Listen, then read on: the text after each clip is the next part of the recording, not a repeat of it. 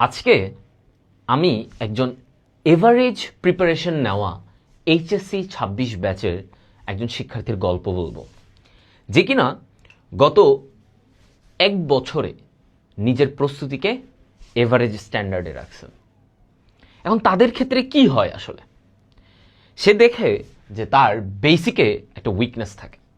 Basic দুর্বল থাকলে যেটা স্টুডেন্টদের ক্ষেত্রে স্বাভাবিকভাবে হয়, সে কি হবে, সে যখন সিকিউ এমসিকিউ এগুলো যখন সলভ করতে যায়, সে দেখে যে সে অনেক কিছুই পারে না।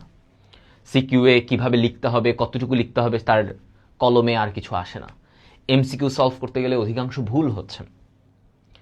তার উপরে আবার এইচএসসি ২৬ ব্যাচের জন্য গত ৫ বছর যেটা হয় নাই, সেটা এবার তাদের ক্ষেত্রে হচ্ছে ফুল সিলেবাস।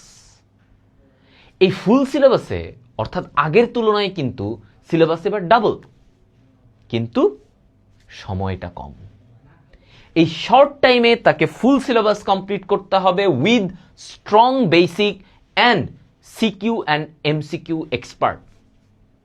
এই সব কিছু তার করতে হবে, না হলে এইচএসসি রেজাল্ট ভালো আসবে না।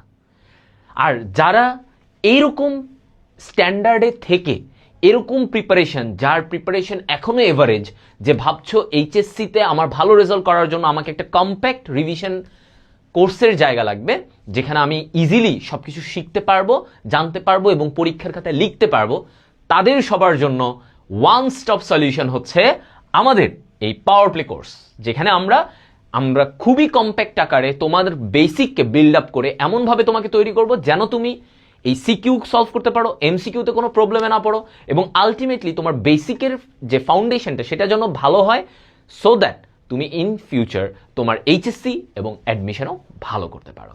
সো দেখা হচ্ছে এইচএসসি ২৬ ব্যাচ পাওয়ার প্লে প্রোগ্রামে।